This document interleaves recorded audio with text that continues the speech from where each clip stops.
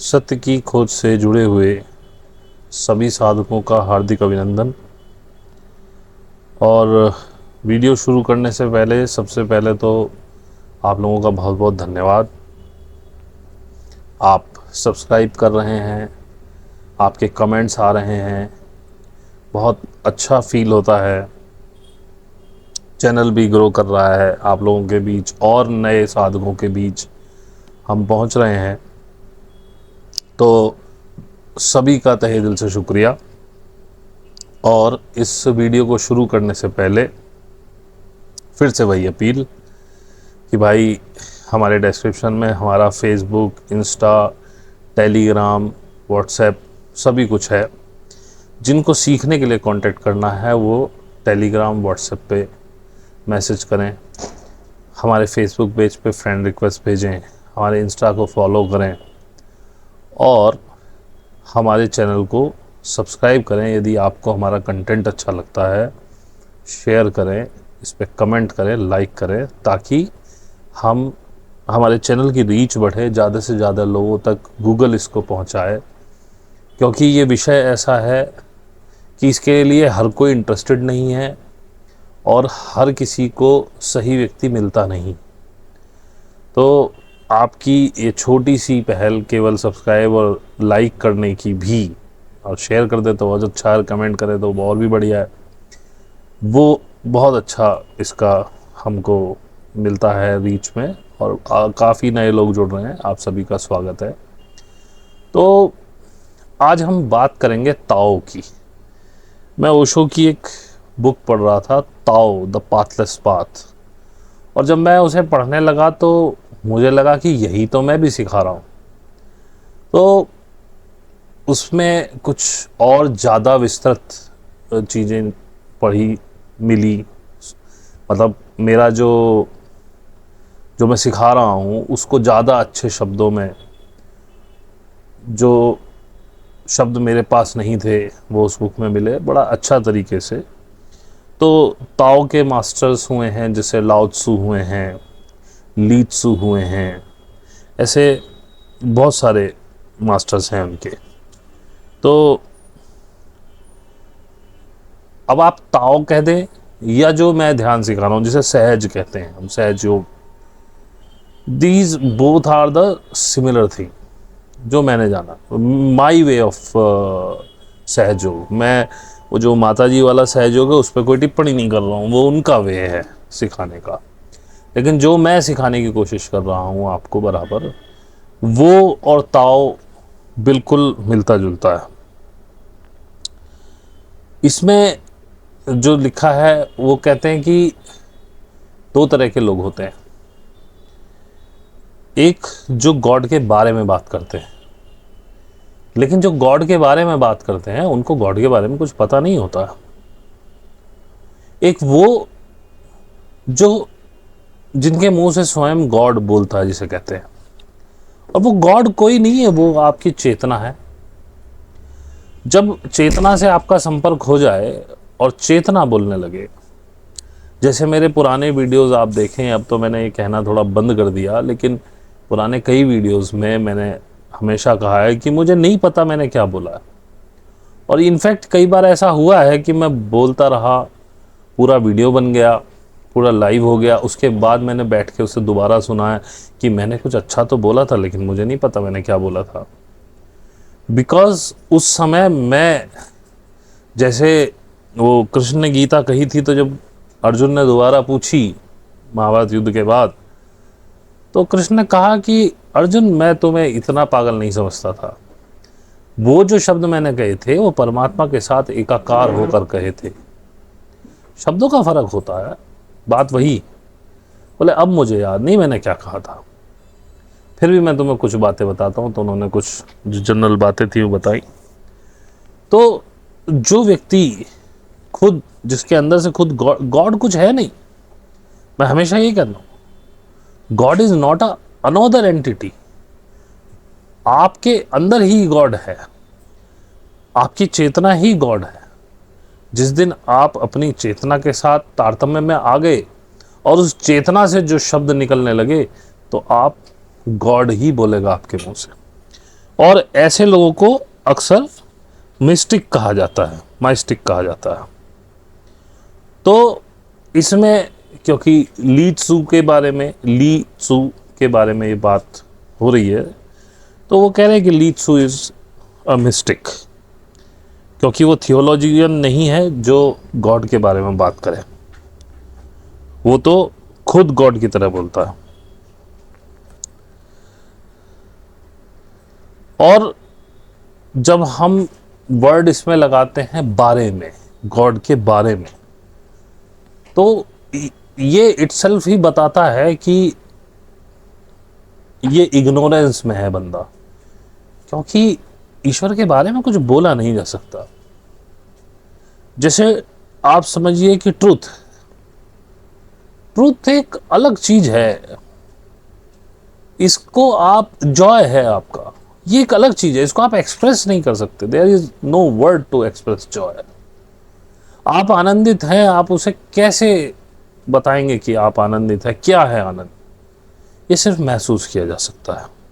तो इसलिए जो गॉड के बारे में बात कर रहे हैं, ये तो पहले ही पता चल गया कि ये गॉड को जानते नहीं, क्योंकि जिसने गॉड को जाना होगा वो गॉड बन के बात करेगा, ना कि गॉड के बारे में बात करेगा।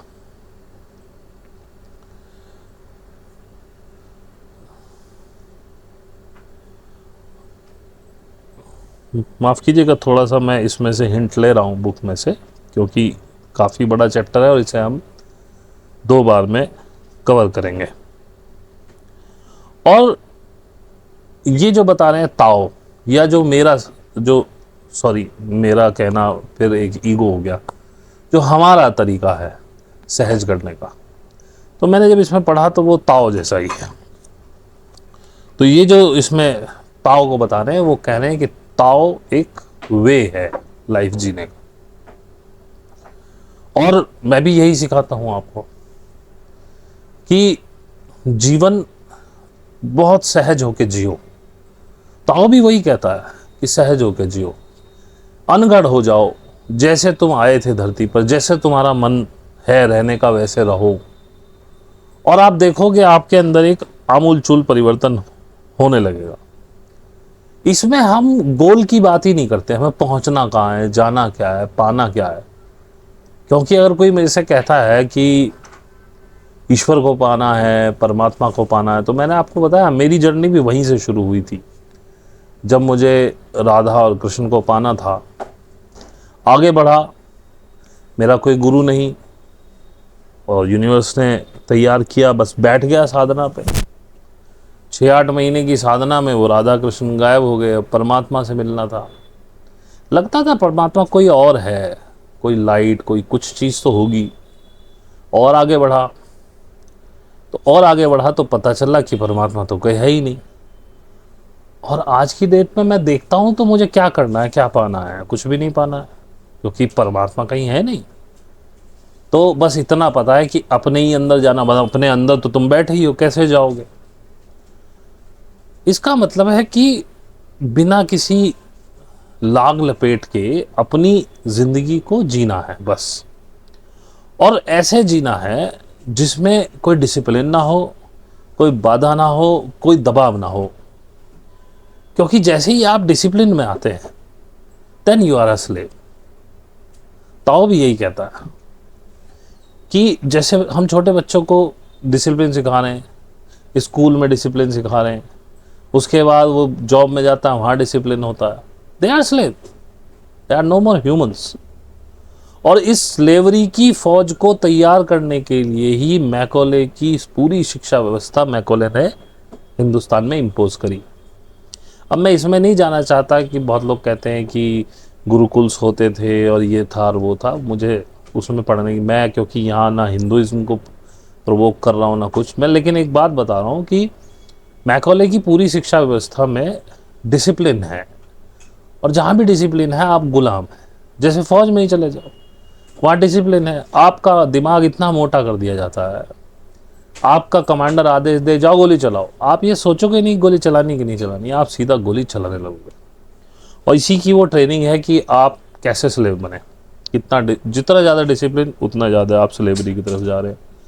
लेकिन क्या आप डिसिप्लिन में हैप्पी होते हैं? नहीं होते हैं, हो ही नहीं सकते, क्योंकि आपके अंदर तो कुछ और द्वंद्व चल रहा है और बाहर से आपने कुछ और इंपोज कर लिया है।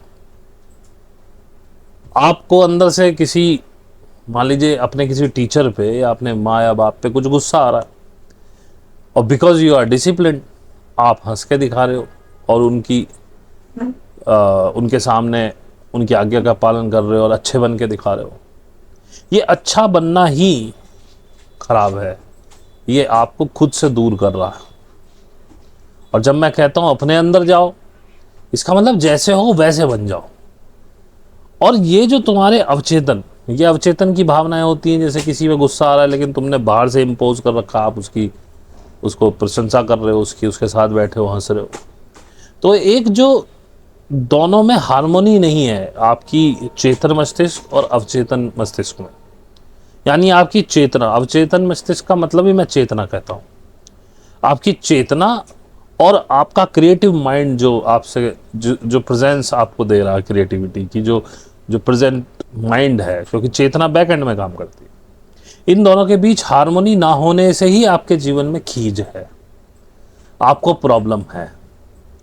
तो ताओ या सहजयोग जो हम सिखाते हैं, हम बात ये करते हैं कि ये एक वे है, लेकिन इसका कोई गोल नहीं है।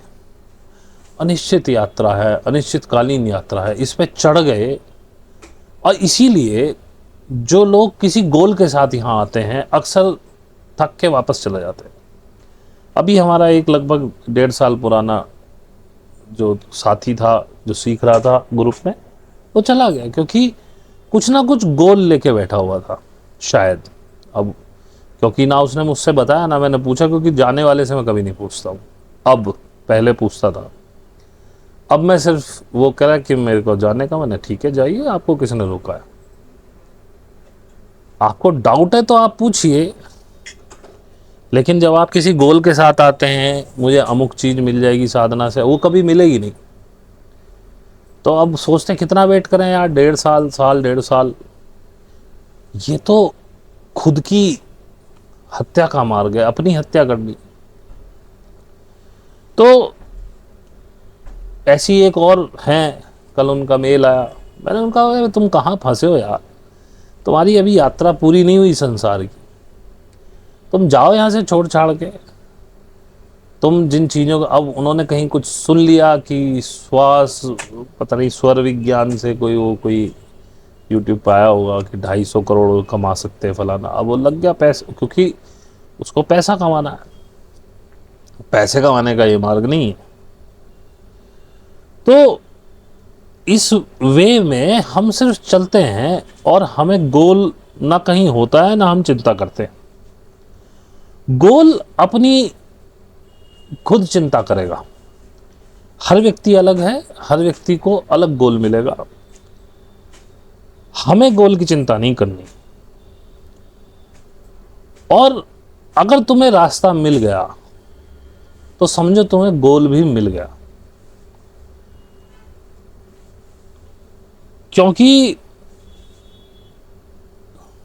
जो गोल है आपकी, जिस रास्ते पे आप चल रहे हो, जो भी पाना है आपको, वो रास्ते के आखिरी में कहीं ऐसा नहीं है कि हम इतना रास्ता तय कर लेंगे, 10 साल साधना कर लेंगे तो उसके बाद हमें ये हमारा जो भी गोल है वो मिल जाएगा जिसके लिए हम ये सब कर रहे हैं। नहीं, जो ये रास्ता है वही इट इज ए गोल, यही मंजिल है।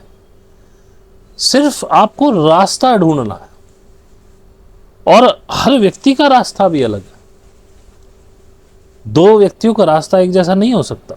इसीलिए मैं कहता हूं अनगढ़ हो जाओ, बस जो है जैसे हो वैसे रहो, अपने ऊपर कुछ भी ला दो मत। जो पैटर्न्स तुमने अपनी जिंदगी में बना लिए, कुछ पहले से लेके आए हो चेतना में, कुछ अब बना लिए, उनको तोड़ो।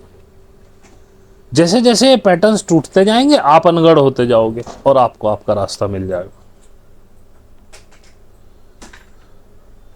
इसलिए हम परमात्मा, ईश्वर, किसी के बारे में बात नहीं करते।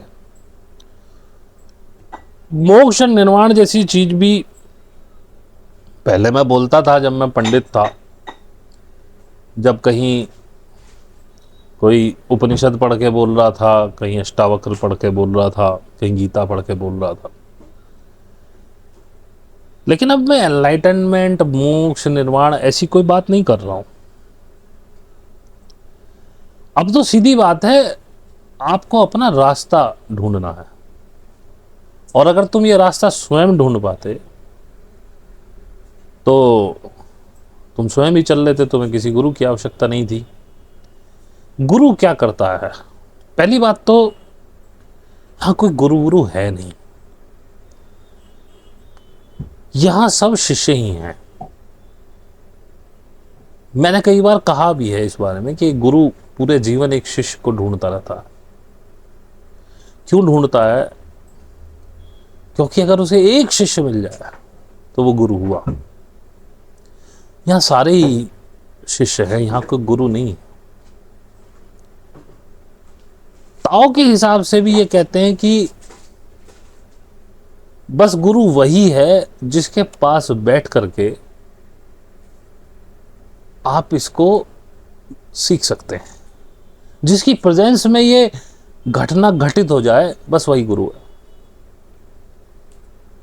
और गुरु आपके इस वे को फाइंड करने में आपकी हेल्प कर देगा, बस और कुछ नहीं। कुछ ऑब्स्टिकल्स जो उसने झेले, मुझे भी लगभग 3 साल लग गए इस वे को पकड़ने में। कभी इधर घूमता, कभी उधर घूमता, कभी इस किताब से पढ़ता, कभी उस किताब से पढ़ता, अच्छा ये ठीक लिख रहा है, ये अच्छा लिखा है। अष्टावक्र समझ में तो आती है, अवधूत गीता समझ में आती है, गीता समझ में आती, लेकिन समझ में आना ये नहीं है कि आपको वो पाथ, वो रास्ता मिल गया जिस पे आपको चलना है। ये सब नॉलेज है। जिस समय उस रास्ते पे चढ़ जाओगे, उपनिषद आपके अंदर समा जाएंगे, अष्टावक्र गीता आपके अंदर होगी, अवधूत गीता आपके अंदर होगी, गीता स्वयं आपके अंदर होगी। आपको फिर विवेक चूड़ामणि, इस तरह की बुक, उपनिषद, इनकी आवश्यकता नहीं पड़ेगी। उपनिषद का शाब्दिक अर्थ भी आप देखें तो पास बैठना है। किसके पास बैठना? गुरु के पास बैठना है। वही ताओ भी कहता है, गुरु वही है जिसके साथ बैठ करके, जिसके पास बैठ करके वो वे जो है, जो पाथ है, उसे सीखा जा सके, पाया जा सके। बाकी आप देखो, मैं कुछ सिखा थोड़ी ना हूं। जैसी कहानी यहां बता रहा हूं ऐसी अपने ग्रुप मीटिंग्स में बताता हूं। लेकिन हाँ, जब वो लोग जो जुड़े हुए हैं, जब वो डिस्टर्ब होते हैं, अपनी लाइफ में बहुत सारे पैटर्न्स में फंसे होते हैं, उनको निकालने में उनकी मदद करता हूं कि इस पैटर्न से कैसे निकलो। उसके बाद वो इजी हो जाते हैं, फिर एक नया पैटर्न सामने आता है, फिर वो उसको निकालते हैं, फिर इजी हो जाता है। बस यही चल रहा है। अब एक स्वामी जी हमारे साथ जुड़े थे, आनंद जी। मैंने मना किया, मेरे साथ मत जुड़ो, क्योंकि आप ऑलरेडी बहुत सारे, आपका गुरु है, आप कुछ अलग तरीके से जो भी करते हैं। बोले नहीं, मुझे जानना है। अब वो पहली मिनट में आए, मतलब जुड़े, और जब तक उनका नाम आया वो सो गए।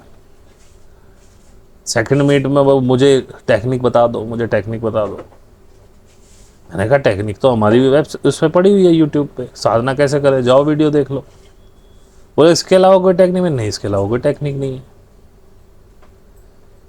क्योंकि टेक्निक वो तो साधना का तरीका है, उसमें तो कुंडलिनी चल रही है, लेकिन कुंडलिनी का चलना, इस बात को पता नहीं है। बहुत लोगों को ये थोड़ी सी, जिसे कहते हैं, गलत फहमी है कि कुंडलिनी चल जाए तो आप ईश्वर के मार्ग पे चल गए। नहीं,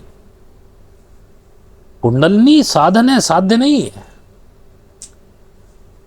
कुंडलिनी तो आपको सिर्फ आपकी वाइब्रेशन इतनी ऊंची करेगी कि जो आपका गुरु, जिसके सानिध्य में आप सीख रहे हो, वो जो बात कह रहा है वो आपकी समझ में आ जाए, बस। इससे ज्यादा उसका कोई फंडा नहीं है।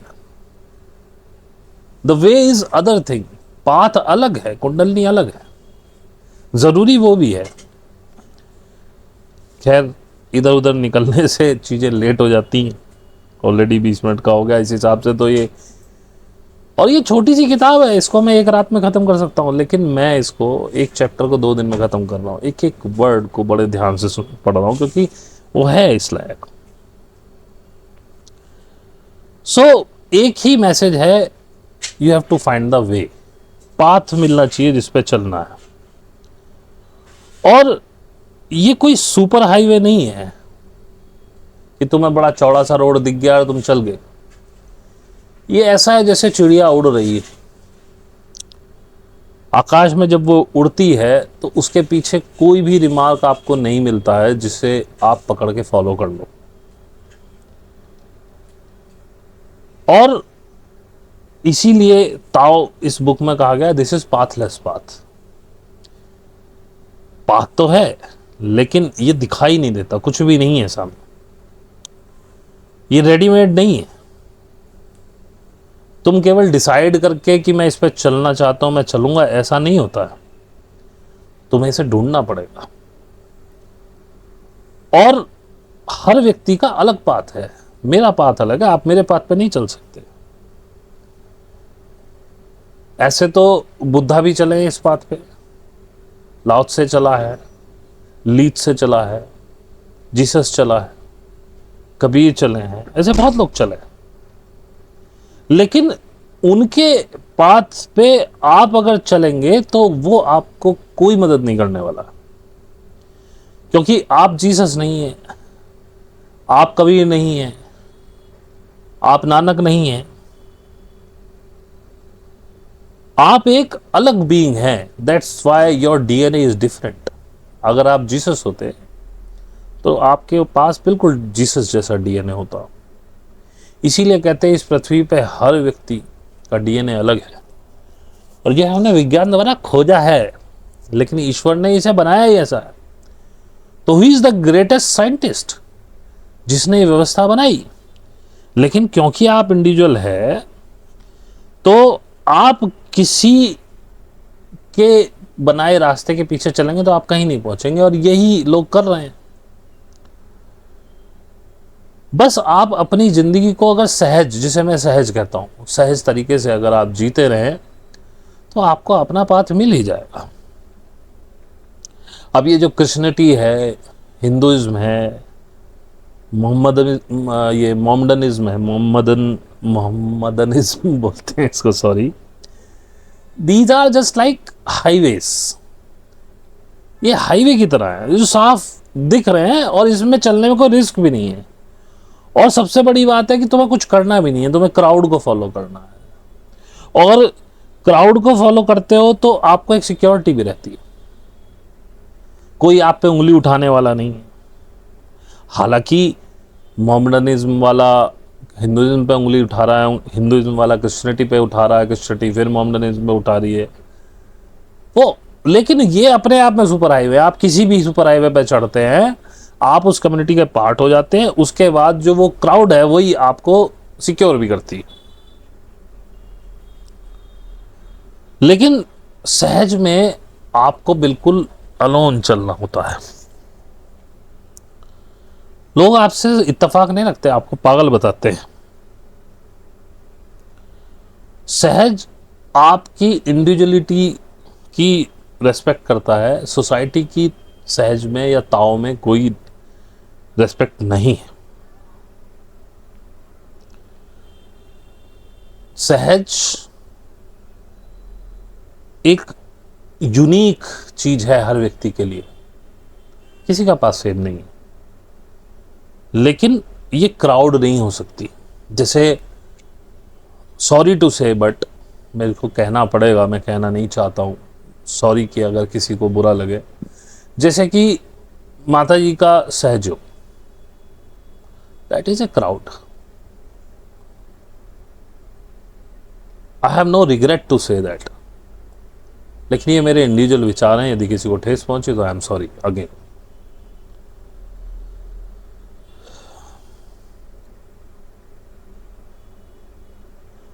इसमें सहज में कोई ट्रेडिशन भी नहीं है,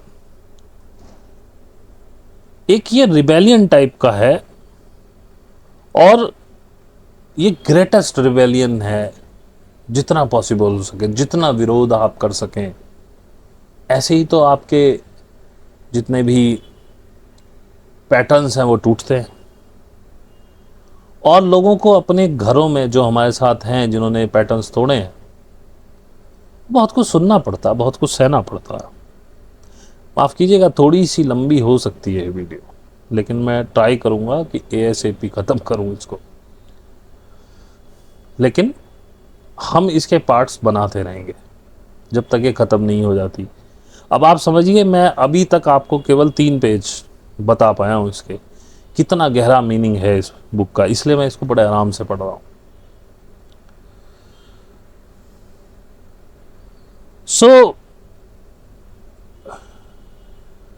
सहज कहता है कि यदि आप अपने ऊपर डिसिप्लिन इम्पोज करते हैं, वही जो मैंने अभी बताया, तो आप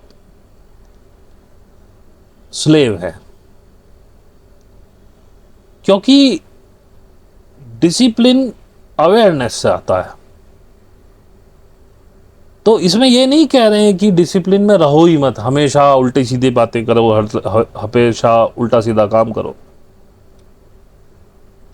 तो ये कह रहे हैं कि यदि आप ये डिसिप्लिन ऑर्डर अपनी जिंदगी पे थोप लेते हो, तो वो एक आडंबर है, वो आपके अंदर से निकला हुआ डिसिप्लिन नहीं है। और अगर ये आडंबर आप थोप लेते हो, तो जैसा मैंने बताया, आपके अवचेतन और चेतन मस्तिष्क के बीच का जो ये द्वंद्व है, ये जो हार्मनी नहीं स्थापित हो पा रही, ये होगी ही नहीं। और हमेशा ये डिसऑर्डर आपके अंदर बहुत गहरा, आपकी कोर में पड़ा रहेगा, और इसीलिए आप जिंदगी भर परेशान रहते हैं। इसके बजाय आप इसको चैलेंज की तरह लीजिए और इससे जिए। मतलब जैसे मैं कहता हूं, सहज में अनगढ़ होकर जी लीजिए, डिसिप्लिन मत रहिए, और आप देखेंगे आपके अंदर से एक डिसिप्लिन पैदा होगा। जब चीजों को आप जानेंगे, आपके अंदर से ही वो डिसिप्लिन आएगा। लेकिन वो जो डिसिप्लिन आपके अंदर से आएगा, वो आपका अपना डिसिप्लिन है, वो किसी ने थोपा नहीं है। तो आपके अवचेतन और चेतन के बीच में एक हार्मनी हमेशा रहेगी, एक तारतम्य बना रहेगा, उसमें आपको अंदर से खींच नहीं उत्पन्न होगी। क्योंकि ये डिसिप्लिन आपने खुद ने पाया है, किसी ने दिया नहीं है आपको। तो शुरू में अनगढ़ हो जाओ, डिसिप्लिन में मत रहो, और फिर अपनी गलतियों से जब आप सीखोगे, जैसे मैंने अपनी ज़िंदगी में बहुत सारी गलतियां की, बहुत सारे नुकसान किए, और उनसे सीखा। जो एक बिलबिलाहट थी अंदर कि मुझे बिजनेस करना है, बिजनेस करना है, मैं नहीं, मेरा मन बिजनेस करने का था, क्योंकि मैं किसी की स्लेवरी बर्दाश्त नहीं कर सकता था। मेन पर्पज़ यही था।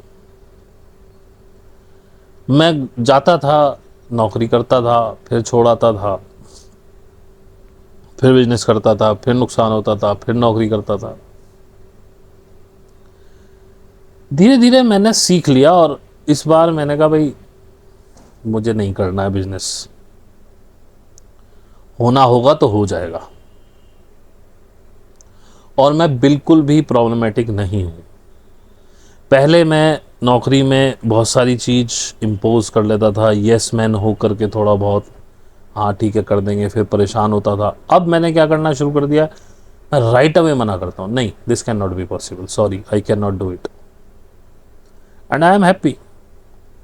और मैंने ये भी देख लिया कि मुझे तो बहुत कुछ आता है, लोग ऐसे भी नौकरी कर रहे हैं जिनको आता कुछ नहीं है, वो चापलूसी के बल पे जिंदा है, एंड आई एम नॉट चापलूस, क्योंकि मुझे आता है।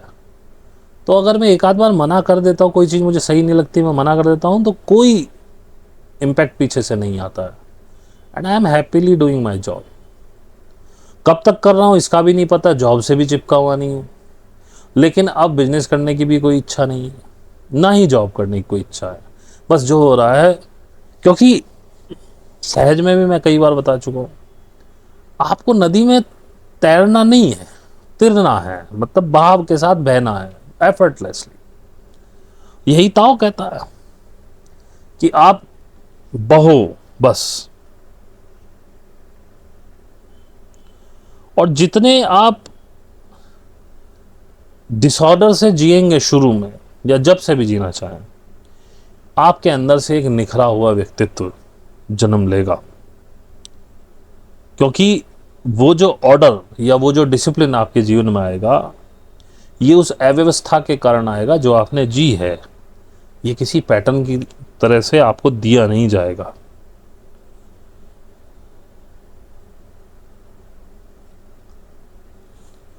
और जितने भी ये धर्म हैं, जैसे कि अगर आप जीसस को अपना गॉड मान लेते हो, आप क्रिश्चियन बन जाते हो। आप मोहम्मद या अल्लाह को गॉड मान लेते हो तो आप मुस्लिम बन जाते हो। आप कृष्णा को गॉड मान लेते हो, आप हिंदू बन जाते हो। लेकिन जब तक तुम्हें अपना ईश्वर, जिसे कि मैं कहता हूं कि आप खुद, लेकिन अपने आप को ईश्वर जानने में बहुत समय लगता है। मुझे भी बहुत समय लगा। मुझे 3 साल लगे, हो सकता है आपको 1.5 साल लगे, हो सकता है आपको 6 साल लगे। तो जब तक आप इन गॉड में चिपके रहोगे, ये आपको डिस्ट्रैक्ट करते रहेंगे इधर से उधर। और जब तक आप अपना खुद का भगवान या खुद का ईश्वर या परमात्मा नहीं पा लेते हो, तब तक आप सही रास्ते पर नहीं हैं। ये जो विभिन्न धर्म हैं, ये आपको असली रास्ते से इधर उधर डिस्ट्रैक्ट कर रहे हैं और कुछ नहीं। और जो स्वतंत्रता है जिससे जीने की मैं बात कर रहा हूं, वो वास्तव में बहुत खतरनाक है। इसके अंदर कोई सिक्योरिटी नहीं है, कोई सेफ्टी नहीं है स्वतंत्रता में। क्योंकि सबसे बड़ी सेफ्टी है इन हाईवेज को फॉलो करने में, हिंदुइज्म, क्रिश्चियनिज्म, मोहम्मडनिज्म। क्राउड को फॉलो करने में बड़ी आसानी है, क्योंकि क्राउड आपको प्रोटेक्ट भी करती है। और इतनी सारी क्राउड के बीच में आपको यह भी लगता है कि आप खो नहीं जाएंगे। अकेले चलने में खोने का भय है। और बिकॉज ऑफ दीज सिक्योरिटीज, इन धर्मों के बीच में जो भीड़ की सिक्योरिटी आपको मिलती है, जो एश्योरेंस मिलती है, इसी वजह से आप सर्च भी नहीं करते।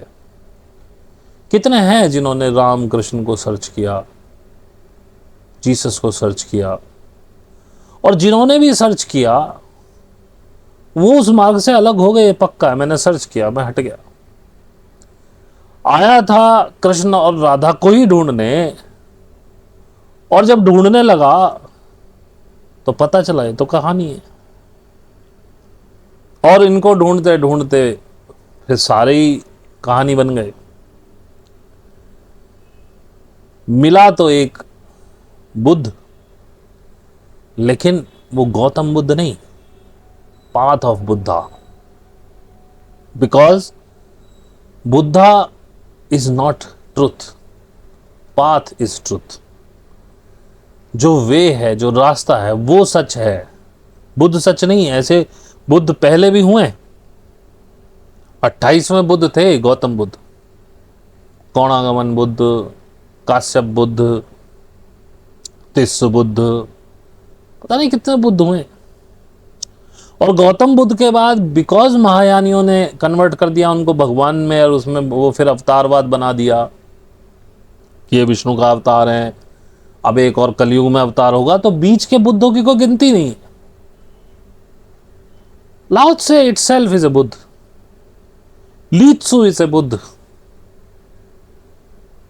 Kabir is a Buddha, Nanak is a Buddha,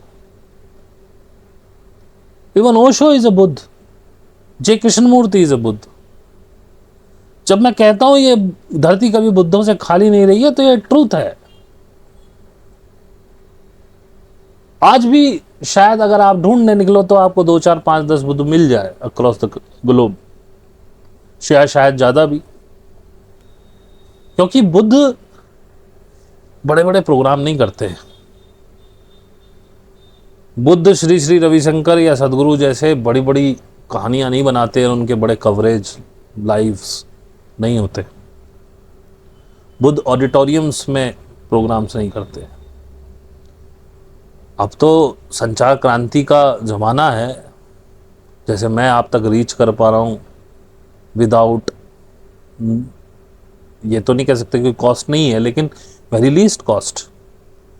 अगर मैं यही चीज़ कहीं जाके अलग अलग सभाएं करूं तो श्रम भी चाहिए, पैसा भी चाहिए, बहुत सारे संसाधन चाहिए। अपने घर पे बैठा जस्ट इंटरनेट का उपयोग करके आप तक पहुंच रहा हूं, सब चीज़ें पहुंचा रहा हूं।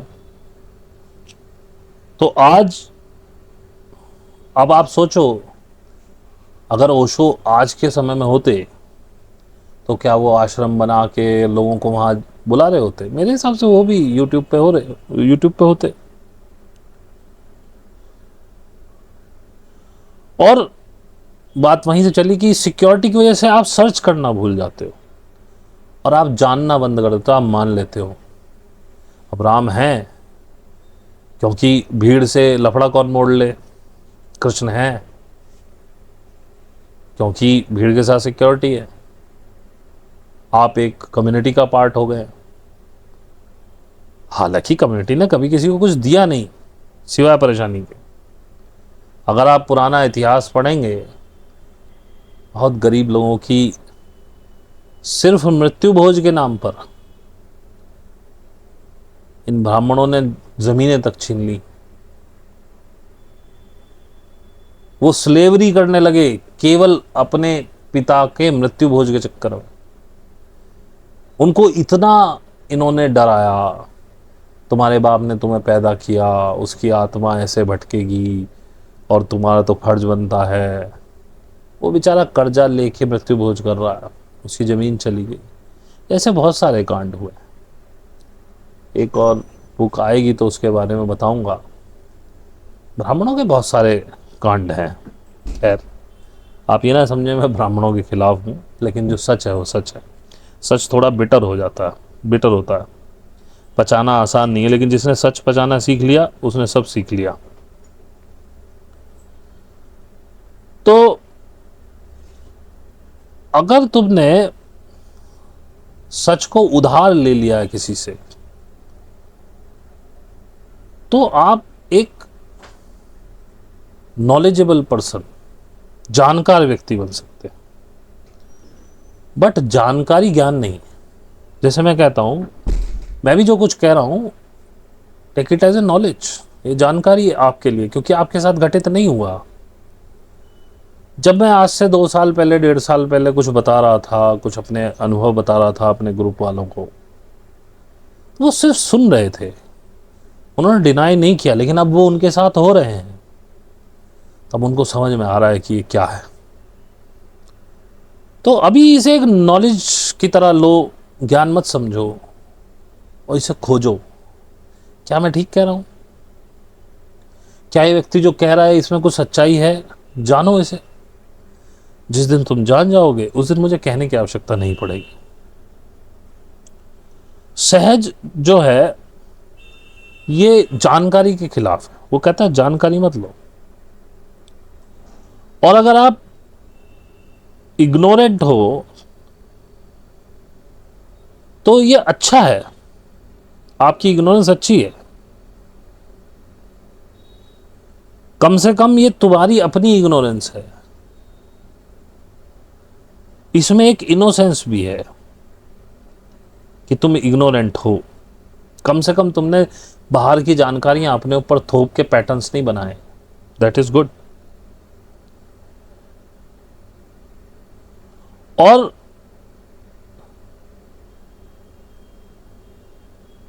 पैशन होना जरूरी है, लेकिन पैशन से ही इसे पाया जा सकता है।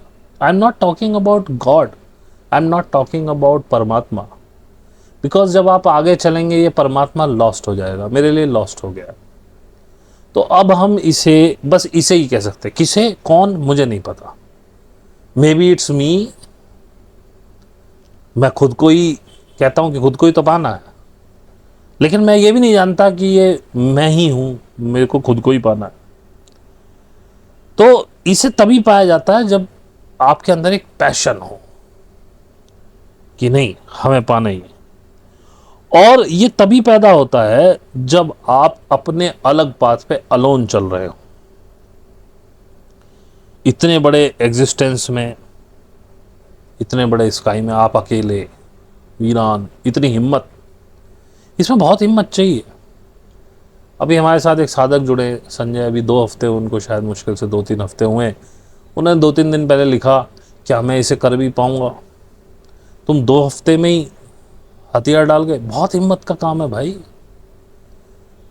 खुद ही को मार डालना। अब क्या मरता है क्या जीता है, इस पे भी आगे बात करेंगे, अगले, शायद अगले पार्ट में। ये पार्ट जैसा मैंने कहा थोड़ा लंबा हो रहा है, पर है तो है, क्या कर सकते हैं। हालांकि मैं कोशिश करता हूं आजकल पार्ट थोड़े छोटे बनाऊं, लेकिन ये लंबा होगा ही होगा। तो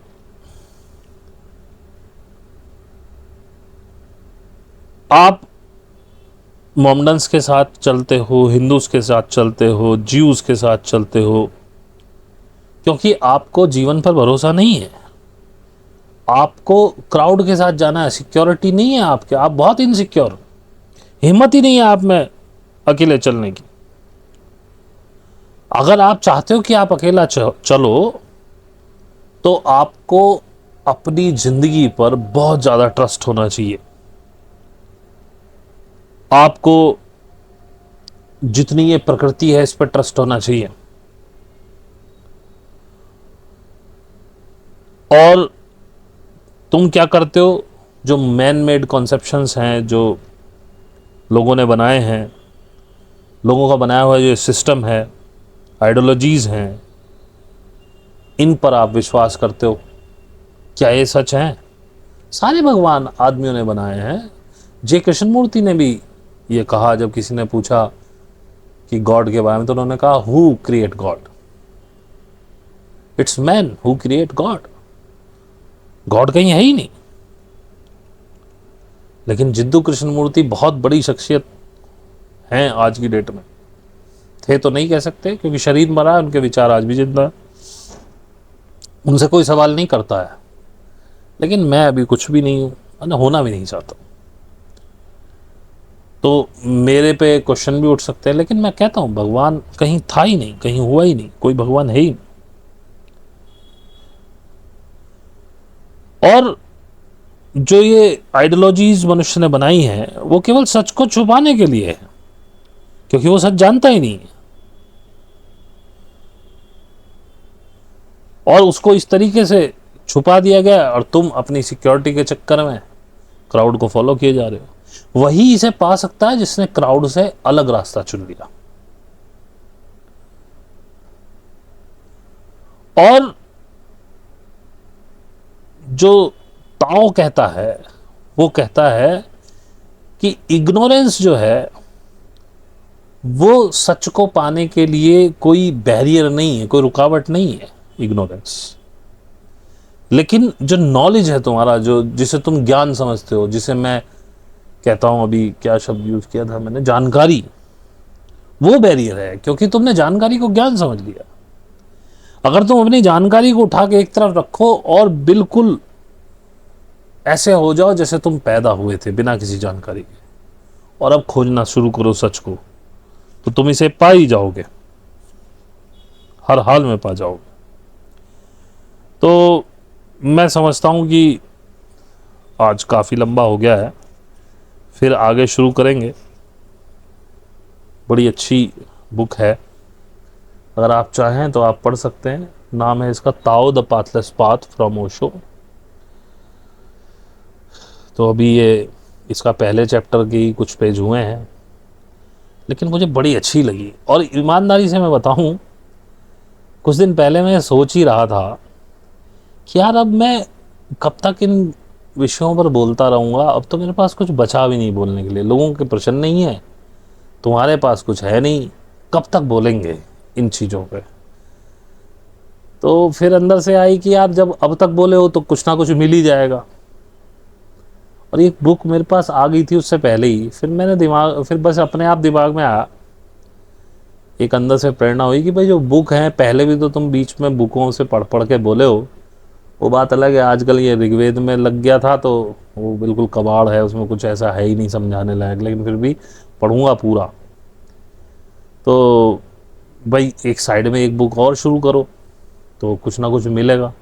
तो सबसे पहले यही बुक उठा ली, तो बिल्कुल मिला बोलने के लिए। और आप सभी का फिर से बहुत बहुत धन्यवाद हमें सब्सक्राइब करने के लिए। आप लोगों का अच्छा रिस्पांस मिल रहा है, थैंक यू वेरी मच। आपको ये अच्छा लगा हो तो प्लीज़ सब्सक्राइब करिए, लाइक कीजिए, शेयर कीजिए। और डिस्क्रिप्शन में हमारे फेसबुक का लिंक है, वहाँ फ्रेंड रिक्वेस्ट भेजिए, इंस्टा का लिंक है, उसे फॉलो कीजिए। जो ध्यान सीखना चाहते हैं, जो साधना सीखना चाहते हैं, वो प्लीज़ व्हाट्सएप या टेलीग्राम दोनों के वो दिए हुए हैं आईडी, उन पे हमसे संपर्क करें। फिर बता देता हूँ, फ्री नहीं है, it cost 1000 rupees per month. मैं फ्री किसी को अब नहीं सिखाता हूँ। तो प्लीज़, बहुत से मैसेज आ रहे हैं हम सीखना चाहते हैं, जैसे ही पैसे बताते हैं गायब हो जाते हैं। तो अगर आप सोच के आ रहे हैं कि फ्री है तो प्लीज़ मत कीजिएगा। जिसको मन हो सीखने का, जो 1000 रुपीज़ पे कर सकता है मंथली, वही केवल। और कोशिश कीजिए कि मतलब मैं दो ही तरह से एंट्री लेता हूँ, या तो 1 से 5 तक लेता हूँ तो उसमें 1000 रुपीज़ लेता हूँ, या 15 से 18-20 तक लेता हूँ तो उसमें 500 रुपये ले लेता हूँ। क्योंकि मैं 1 तारीख से 1 तारीख का हिसाब रखता हूँ। No charges is refundable, think before you message me. और अगेन आपका बहुत बहुत धन्यवाद मुझसे जुड़ने के लिए और मेरे साथ चलने के लिए। Thank you very much.